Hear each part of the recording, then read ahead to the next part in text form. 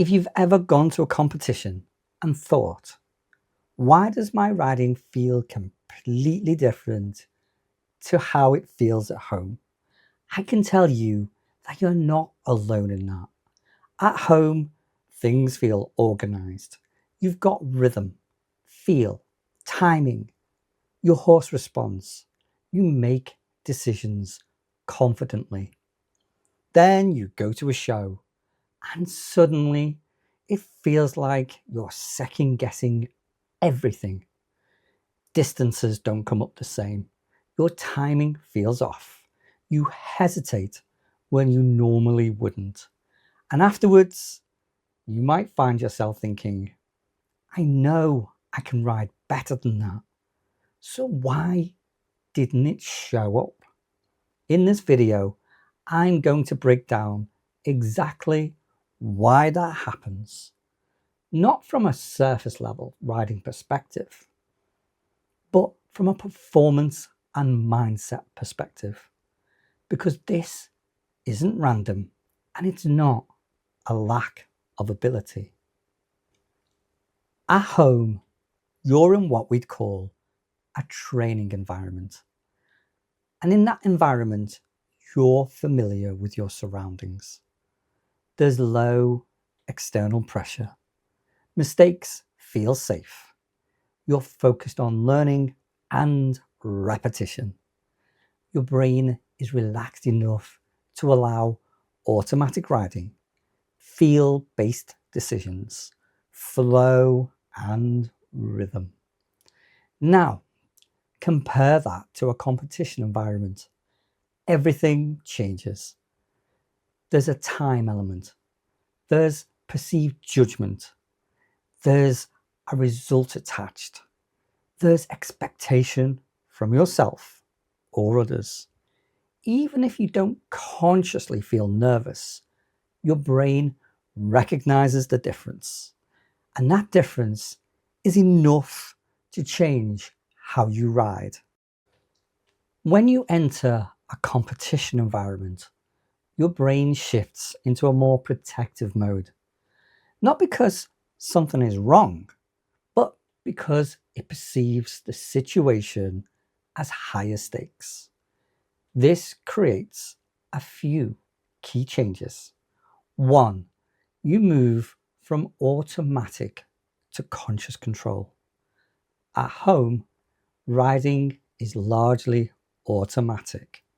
Under pressure, you start thinking about everything: strides, position, distances, what might go wrong. That conscious layer slows you down. 2. Timing becomes less precise. Riding is heavily dependent on timing and feel.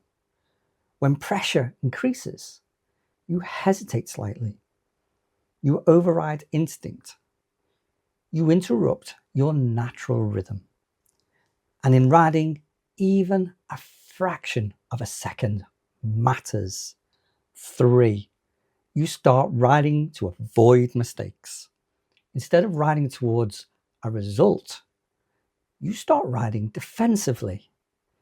You hold back, protect the jump, wait instead of committing.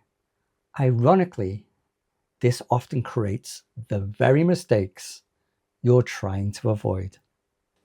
This is the part most riders misunderstand. You are not becoming a worse rider at competitions. What's actually happening is the environment is changing your mental state, and your mental state is influencing your decision making and timing.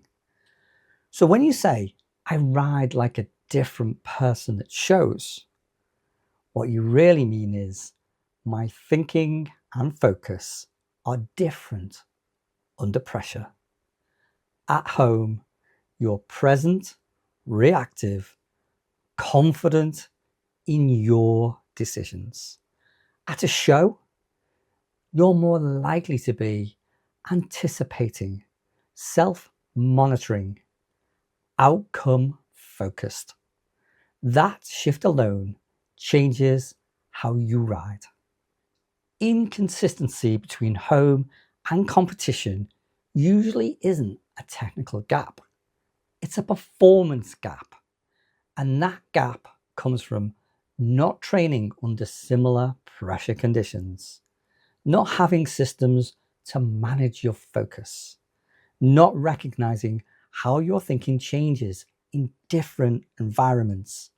So riders often spend years improving their riding technically, but never addressing how they perform under pressure, which leads to great schooling rounds, inconsistent competition results.